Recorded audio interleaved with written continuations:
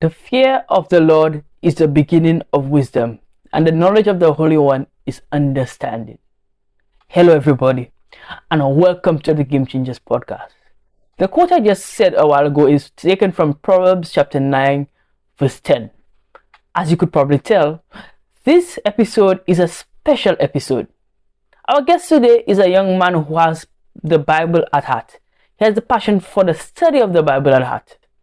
Some people find it difficult to understand scriptures, and his role is to make it much easier. His name is Trevon Pierre, and I'm fascinated to have this interview with him. Hello, Trevon. How you doing, man? I'm good. Great, Yes, great sir. to have you on. You know, I always say it's important to have fellow content creators on this platform because it really helps me to learn. I hope it will help you to learn and to advertise for yourself. Yeah, I think so as well. Yeah, I know it will Great, be a good great. interview. So let's start from the very beginning, man. Tell our people a bit about yourself. All right. Um, what I would say, my name is Trevon Pierre. Um, I'm a content creator for Trevministries. Currently, I'm a teacher at the Patricia D. James Secondary School. I All right. am an elder at the Therefore as the church currently. Um, that's well. Usually, when people ask about yourself, you kind of tell them what you do. But All I right. also say who I am. Okay. I consider myself to be an introvert. I All consider right. myself to be someone that's a contradiction, because All I'm right. I'm extremely smart, but I can be real stupid sometimes. Right. Yeah, I'm very very Same way. serious, but people call me a clown as well. So it's kind of a balance between two extremes. So yeah, Right. I consider myself a contradiction, and I guess I have a lot of friends because of that. That I'm able to adjust to different environments. So yeah, Lovely. That's a pretty interesting introduction. I think that might be one of the most interesting ones we've ever had. So I like yes, that. sir. All right. So you spoke that you said that you were a teacher. This is what you do as your profession, correct? That's correct. Yes. Great. So where did the love for ministry come in? All right, that's a good question. Um, Boy, I want to make that short as possible because it's a life story. That's the thing. Right. When From the time I can remember myself, I've always loved Mm-hmm. reading. I read a lot. So All right. I'm sure you can relate to that. Nancy Drew, Hardy Oh yeah, Hardy Boys, Boys. Moby Dick. I reading everything. Everything my mother give me I reading. Um so I kind of had a natural intelligence from just reading. What started to happen was I felt like school just didn't satisfy it, like the secular education, it just Right. didn't stretch my mind in a relevant way. I Okay, felt interesting. like, as once you understand and you can regurgitate, you mash up school. um, Right, right. yeah, so to me, school was always a breeze. It got to a point where I just never studied. Just whatever mark I get is from what I listen in class and just going Right. over what we did before. But Mm-hmm. I didn't actually like sit down and read. Like, boy, I have to make sure. It just never satisfied me. I should say, probably stimulated me mentally. Right. But in addition to being taught to read and being shown the importance of reading, I also was born and raised in the church. So I Mm-hmm. also came across spiritual content. Now, for me, spiritual content was what satisfied me the most. Right. That's where it started. It started with the fact that education just didn't cut it for me, but I find that spiritual content met my desire, my need to have something to always study, to always learn, and yet there's always more to learn. I love Right, that. right. Yeah. So that is what started my journey. And I don't know, do you know of the 10 volume set that people say all real Adventists supposed to have in their home? The 10 Which one volume is that set. one? Um it's the it's like Bible stories. I think it's Okay, from, so the I think, Maxwell. Yes, the Maxwell one. I know exactly what you're yeah, talking that one about. exactly. I've So probably read all of them. yeah, exactly. Now I read them. I could remember myself reading them 4 times over. So all 10, four Right. times over. And the satisfaction of discovery, the being able to understand how God operates, that kind of thing, that's what really started to meet the desire I was looking for.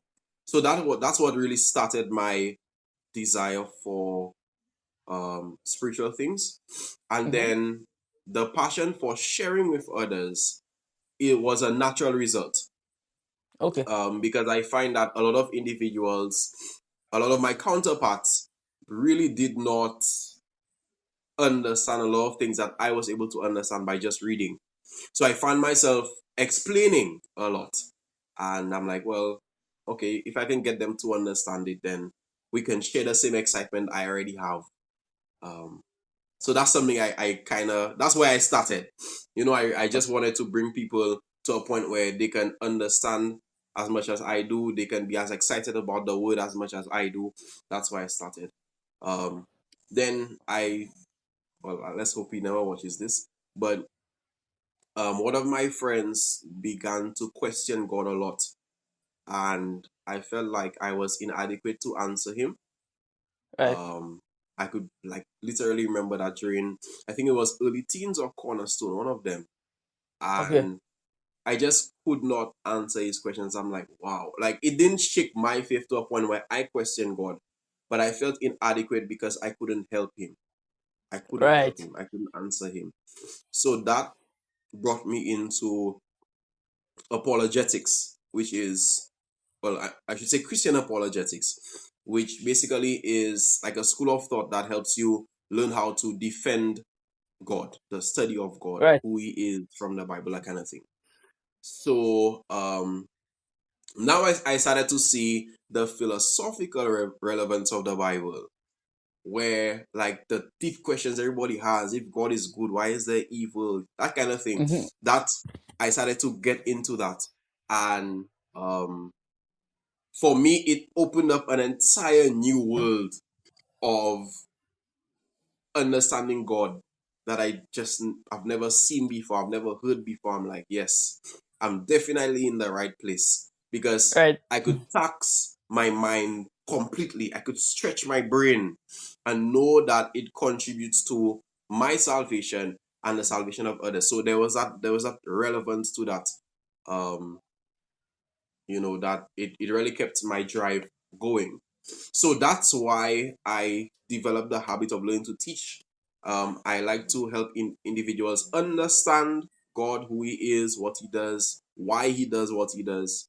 And it also helps me to save others, to wrestle with difficult conversations that I've had with myself, to be able to answer difficult questions that I have asked myself. Yeah. I will say here as well that unfortunately, I did not find my answers in the church environment. Oh, Um, okay. Pretty interesting. yeah, yeah, I didn't. So I mean, what I'm saying is like I would ask a question, like, why did God do that? And like generally the question would be, oh, young man, when you get to heaven, you'll figure it You'll out. ask. Just Right. yeah, you'll ask him that kind of thing. Now, even if you might not be able to fully satisfy me for an answer, I'm not taking that. Right. So yeah, so that is what led me to online, to research online.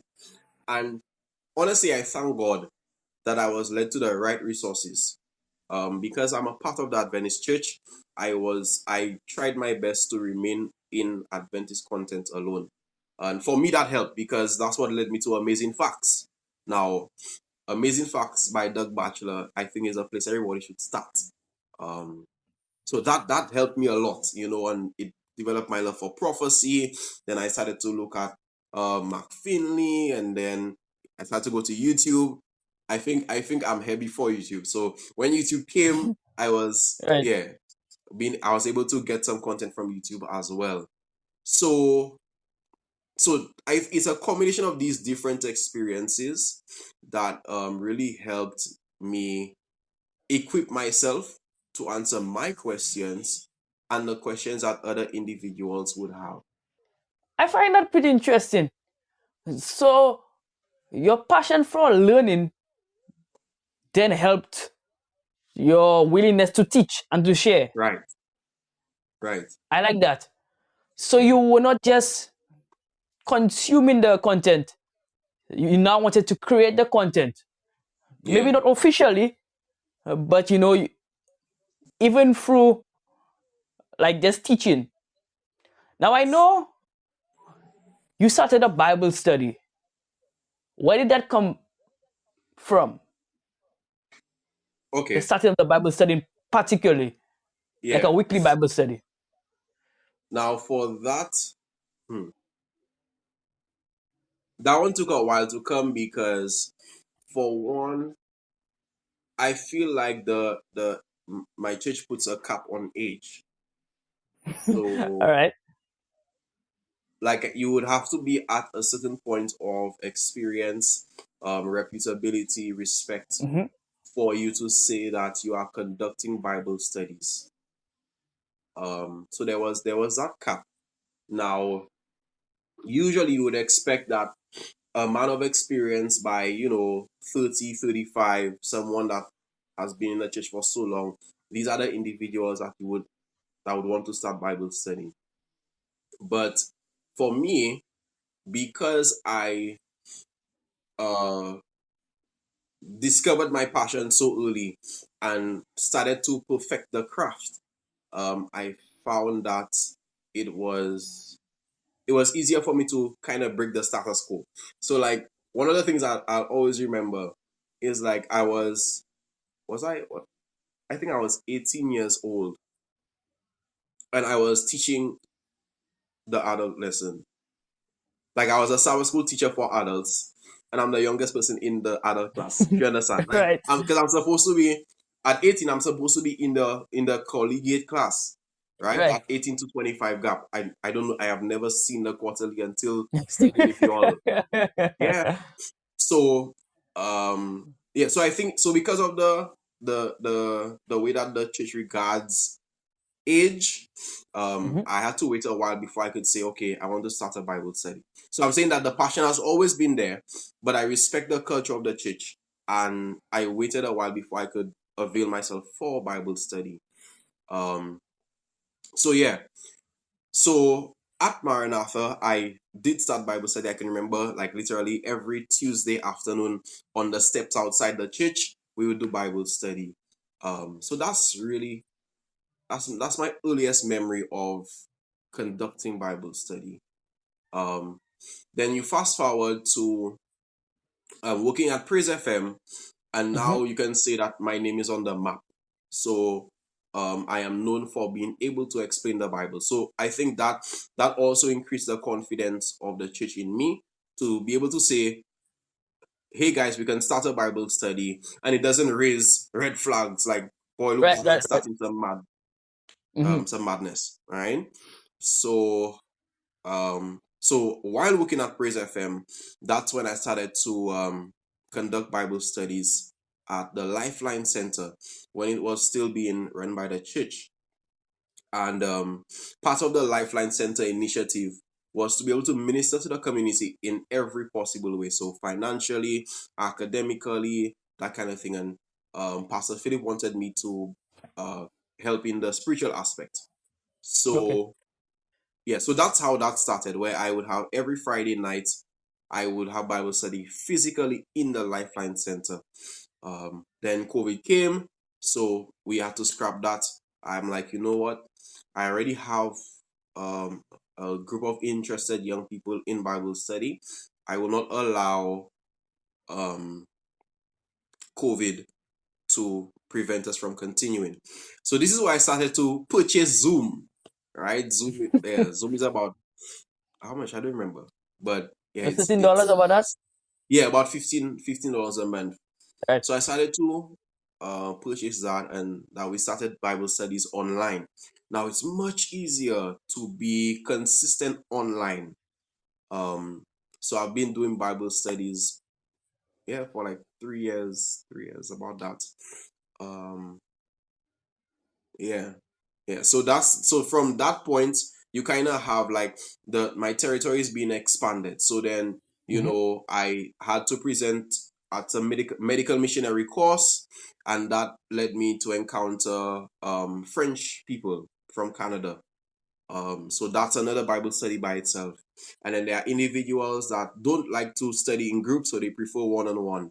And then you have another group of individuals who are, just friends, but we have such a good rapport. We, Mm-hmm. decide to make a forum for Bible study. So it's literally one step at a time. Oh, I must mention, like I did Bible study with Praise FM staff as well. So Okay, all right. it Pretty was, interesting. yeah, yeah. That was, yeah. I feel like that's my favorite.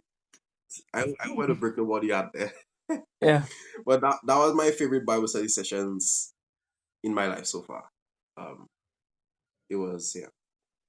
So yeah, so these are some of the things that happen. Like now that I have the passion, it seems that God kind of opened the opportunities for me to express that passion.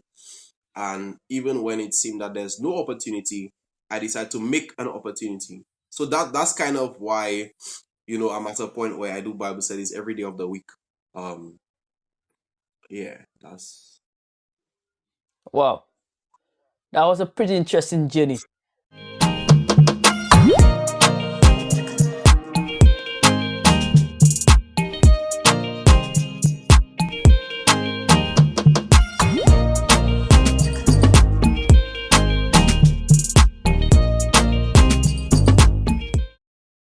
Hello, everybody. I hope you're enjoying the episode. This episode was made possible through a platform called Riverside FM. It's a platform that I've grown to love, and it really does justice to creators. Unlike Zoom or other platforms, it records content locally and then uploads it to the cloud so you have a seamless video. If you are a creator and looking to get into this space, this is the platform for you.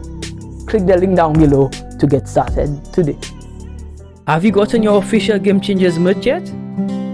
If not, what are you waiting for? Get yourself a hip, trendy t-shirt or hoodie that is sure to turn heads. T-shirts only cost $55 EC and hoodies go for $120 EC. Highlight your inner game changer. Get yours today.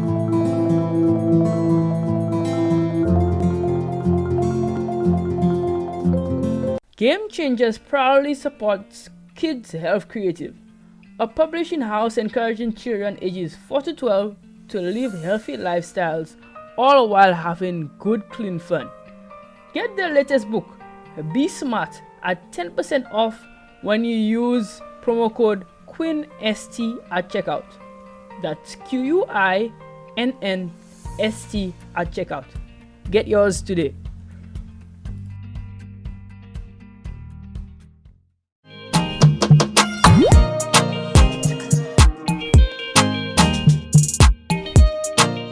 What inspired you then from taking the content, quote unquote, from Bible study and documenting it on a YouTube channel that right. became Trev Ministries?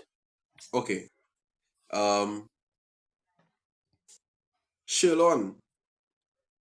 Shilon Leo has been on my neck for like 4 years straight. No That's how exaggeration, he is, 4 years straight. Like, bro, you should start a podcast. You should start a YouTube channel. You have the information already. You have the skills, the artistic skills to be able to make it. in a video, and I already have a radio voice according to him. Perfect. So Yeah. start. But in my mind, I'm like, why? What's the point of starting a YouTube channel for the content that already exists? Yeah, that's how I Right. felt about it. It just didn't make any sense to me that um like you want to understand hell. I could send you a link. Yeah, I could send you to Ministry Magazine, like Biblical Right. Research Institute. I could send you to Doug Batchelor's YouTube page. I don't have to make a YouTube page. There's all the content that you want me to make already exists. That's how I felt about YouTube. So I didn't make anything for like the past 3 years. But the circumstances for this year specifically, since I was without a job from February, I think it Mm-hmm. was the best time for me to uh, keep occupied. Now, that's so ironic because it's not like I have nothing to do now that I no longer work at Praise FM. But Right. I felt like it was the opportune time to um, empty my brain. That's how I think about YouTube. Emptying my brain. I'm not even trying to like reach a specific following mark, a certain amount of subscribers. I just I have too much information and no platform to put it. That's how I feel. Right. So like if I could share my screen, Quinn, I will show you. I have a folder called completed sermons, 7 gigs, right? And like half of these sermons, I've never preached them. I've Right. never preached them. They're just there. So it's like out of all of the excitement of just putting the content together, I've just never had the platform to share. And when you have that much information and not much time to share, there's a growing frustration that starts to come because you hear certain discussions in church and it's like, wow, what if I just give me one appointment? I clean that up now. Right. Why if Right. like why that person of all people end up apostatizing? If I was just given a platform to that person, maybe that would not have happened. You hear discussions among young people, and the same questions are asked all the time. I'm like, just All the time. just give me one AY settling all. That's how I feel. That's how I felt. So I felt suffocated, which again is ironic because I'm very active. But I'm saying that the amount of information I could share in 30 minutes versus the amount of information I learn over the week, you can understand how the gap Right. gets wider between what Yes. I share Yes. and what Yes. I've learned. So that's why I was like, you know what? I think now is the best time to start a YouTube Mm-hmm. page so that every idea that I have that concerns the Bible, not only can I communicate it to anybody that is interested, but it also it's also immortalized in a sense that the Right. information will always be there. So for me, that's one Mm-hmm. of the benefits of making YouTube videos where I could just send a link now and say that I have explained this before in a video. Check it out, tell me what you think. So that kind of helps as well. So That's I hope I beautiful. answered your question. Yeah. Yes, definitely.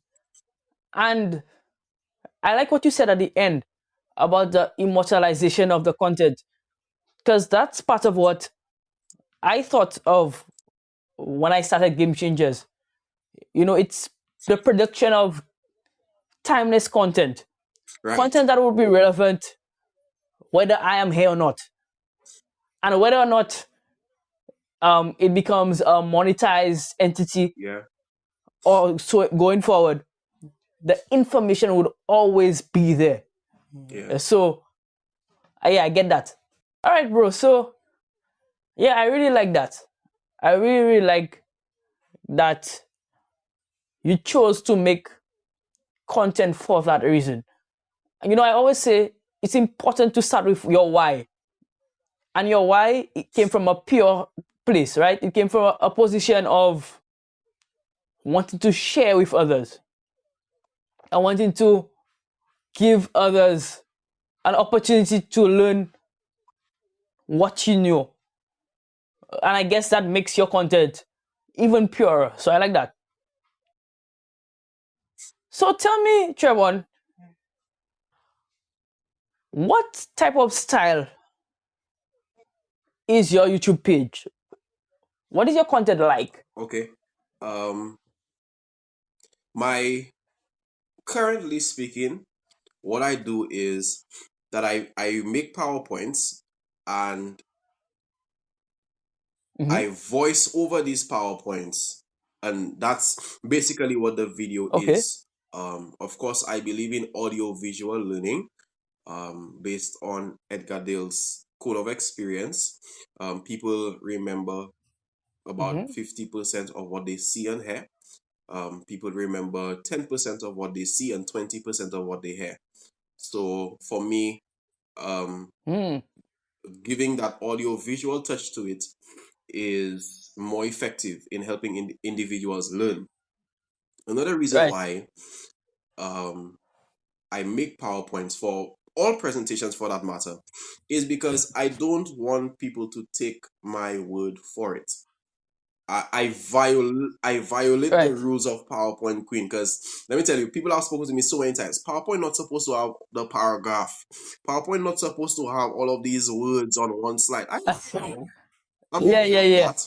But the point is, I want you to be able to read what I'm reading. I want you to realize that the content I am sharing here is not mine. It is straight from this individual. I don't want you to think that I am, quoting one sentence at the beginning of the paragraph and another sentence at the end of the paragraph to make one thought. It's important to understand that when using audio visual teaching and audio visual style of teaching, I'm saying that even if the the rules of PowerPoint are being violated, it's for a reason. I prefer to Mm-hmm. have, I prefer to show you the proof that you can read the code for yourself, you can read the text for yourself, arrive at a correct conclusion, and realize that I'm saying the same thing. As opposed to, like, you come across a quote and I just say it in passing, but it might be something Right. that stands out to one individual. So while I'm explaining a point, you already take a picture, boom. That's something that stays with you, as opposed to me just saying it in passing. And then again, since according to Edgar Dale's code of experience, you only remember about 10% of what you hear. So Mm-hmm. for me, that's the most effective way. You can see, you can write down, at least write down the quote. You can see that while I might have, like the whole quote is in white and a little part in yellow, that's just to show you that there's emphasis. That's what The I want to highlighted part. Right. emphasize, but that doesn't mean that, right, but that doesn't mean that the rest of the quote is not important. So all of these things, I prefer doing it that way. And for YouTube, it's even more effective because now you could hear what I'm saying and you can pause and you can read. You can look at the references I have. You can open your Bible and go to the references yourself. You can research the quotes that I have. You can pause the video and get everything and then continue. And let me tell you, if individuals are able to do that, what they're doing, they're literally just reading a book in a YouTube video. So Right. for me, that's my style of presentation. Lovely. Lovely. I often say that it is not per se the way you produce the content, but the quality of what you produce. Yeah, so it's like there's a difference between presenting to you and studying together with you. Mm-hmm. That's I think that's what my style of PowerPoint eliminates. So you're reading with me, you're studying with me, you're seeing what I see, and we arrive at Mm-hmm. this at a similar conclusion, as opposed to this is what I found and this is what I want to give you based on what I found. So for Right. me, that's why it's that way. I like it. Yeah. I like that. All right. So, Trevon, why is it so hard for some people to study the Bible? Hmm. All right. That's another excellent question, boy. Yeah, I think you really think about them questions. Um, there are so many reasons why. What I would say is, for one, the versions are not as easy to read. Okay. It's not like, yeah, it's not like the modern English where you could just read and understand. The Mm-hmm. Bible was not written that way, for one, and the translations don't really help sometimes because the translations that would have the best English may not properly communicate the thought of the writer. That's the issue. Got you. So I think that's, while it might be a shallow reason, but it's Mm-hmm. still a significant reason where you read thou hast, thou shalt, and they're like, what are you reading there? And that alone, it can be Right. an easy turn off for individuals that try to study the Bible. So that's one. Another reason could be that the Bible requires time and attention. Mm-hmm. Quinn, we are living in a time where we don't read. Let's just admit it. We don't read.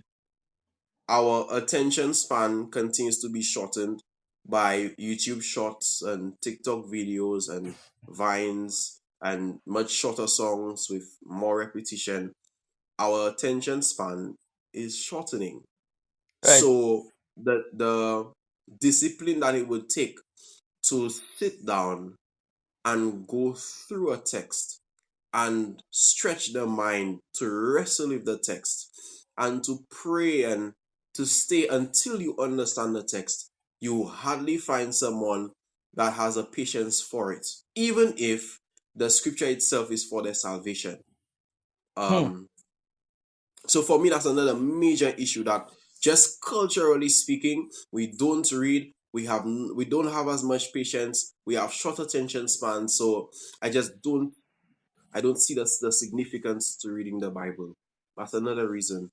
Um, Now you could understand how this could be the rest of the interview, but Right. I think I just want to highlight the major reasons based on my conversations with individuals.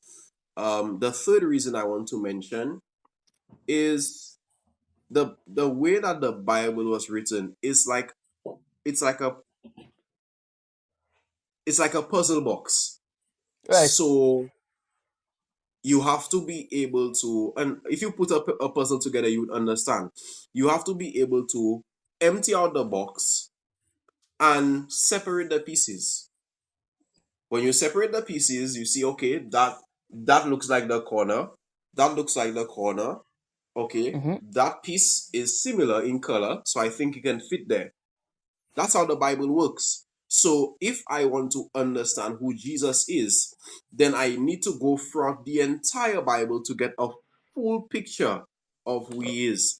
So a Right. lot of individuals expect that and that's why our devotional lives, our devotional practice is not beneficial sometimes. So you pray, you open the Bible, whatever you find, wow, that's significant, that's deep.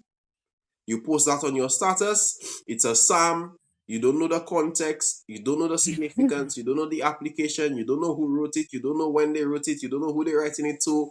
So it's like a scatter shot. No, I'm not saying that they cannot learn that way, but I'm saying that they're missing the point because they're Right. focused so much on one puzzle piece. They're not seeing the full picture.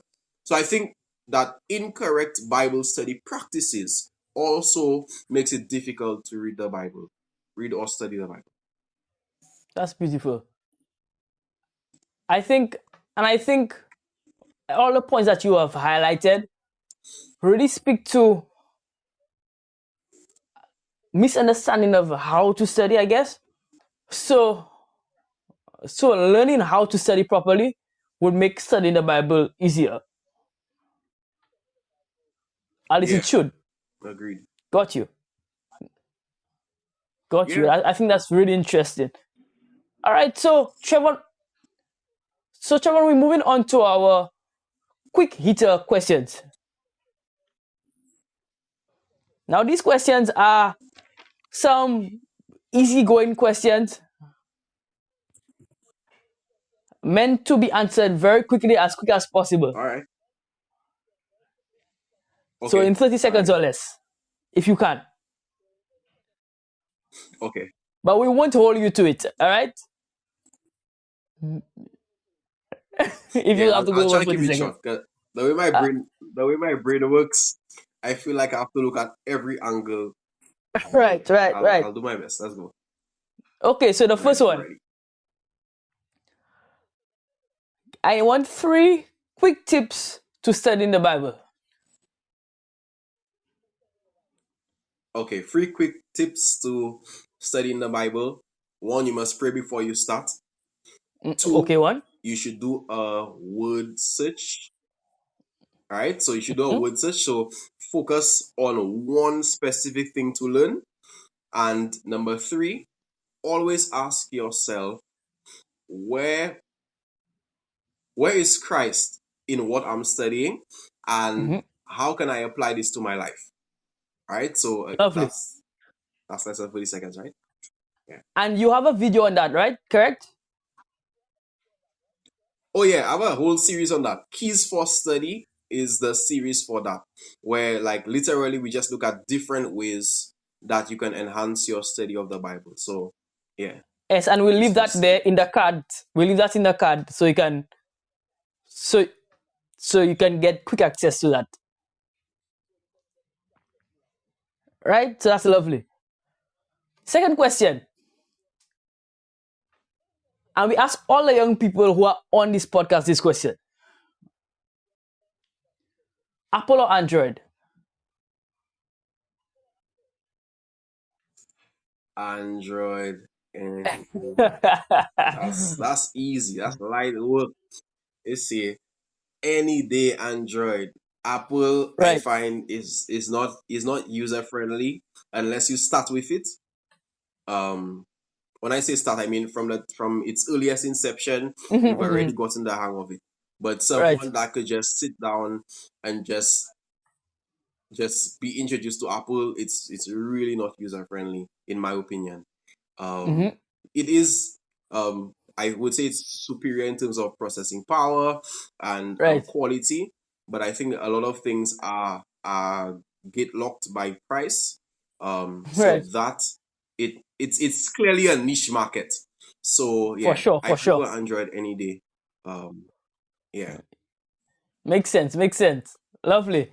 And the final question in the quick hitter segment. Who would you like to see on Game Changers? Okay. Who would I like to see on Game Changers? Um, one of the things one of the things that came to mind when I was watching your videos is, what, I should make a series like that on my channel, like church changers, Ah, like individuals who have caused like a paradigm shift in the church, revolutionize the way that the church operates. um and one of the individuals I was thinking of was actually Lance Octave, okay. because And then no. I think that he was I think he was instrumental in bringing the church to a point where they can see the benefits of technology. Mhm. Um, you know, Okay, Trevon. So, how can people get in contact with you? well, yeah, my contact information is actually on my YouTube channel. So I know a lot of people said, boy, you should have made a separate number for that, but I'm like, it will never explode that much to the point where I have to be changing numbers. So I'm not worried about that. All right. So my number is 758-287-5086. That's my personal number. So you can always check me on WhatsApp. Again, like I Mhm. said, boy, there are so many things I forgot to mention, like when you don't even know. Um, because I used to be a general conference online Bible worker. I forgot to mention that completely. Yeah, that was a Ah, part of what I do as well. So in terms of me, like needing a separate number, by now I should have had one, but honestly, it has not affected me at all. So, yeah, whoever has to right. block or delete them, whatever. But Right, right, right. that's for I have not encountered anybody that violates my privacy or anything like that. So I'm not afraid of that. Yeah. So two eight That's seven good. 5086. Of course, my My email would be trevministries at gmail.com.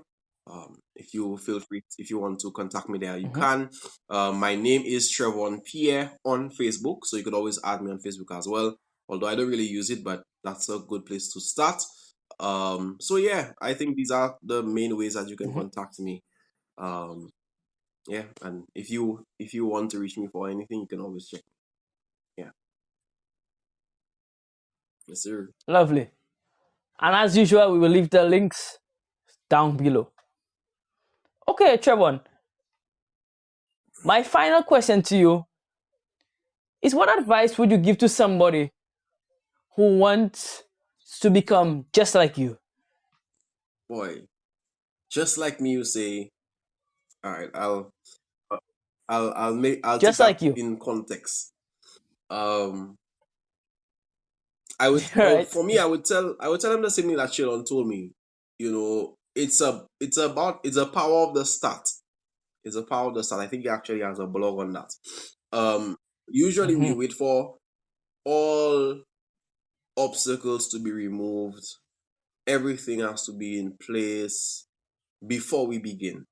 And I mean, I feel like that's the story of almost every YouTube content creator. They started with what they had, and they just Yes, it remain is. consistent, and now a lot of them have exploded. So I'm saying that for me, if you want to be a YouTube content creator like me, then that's what you should do. Start with what you have, and just be consistent. If you want to be like me in terms of like studying the Bible and being able to share the Bible with others, I would say that again, there's no special gift that I have. The only difference is time. I have dedicated time to studying. I have dedicated time to research. Right. I have dedicated time to understanding. I have dedicated time to sharing. So for me, that's the only thing. It's time. It's a matter of making time to spend time with God, to study His Word, constantly asking Him for guidance. That's the most important point, because there's a lot of information out there, but not all information is truth. So being able to navigate through all the false doctrines of the internet and all the false opinions of even trusted men, sometimes you need to ensure that God is the one guiding you through that process. So really and truly, what I would say, time and consistency. Even if you don't want to be like me, time and consistency is still the point. You might have another Time and role consistency. model. I'm saying the answer is still the same: time and consistency. So that's my advice to you. Make some time and be consistent, and you can accomplish anything that you want in life. I love that. I really enjoyed Yes, sir. this Yes, sir. interview, Trevon. And to thank you for coming on. As usual, it's always good to speak to you. I want to encourage everybody to like and subscribe this video, and like and subscribe all the content on Trev Ministries Thank going you. forward. Yes, Thank you sir. for Thanks coming, for the Trevon. invite. Yes. As usual, stay hungry, guys. Until next time. Bye-bye.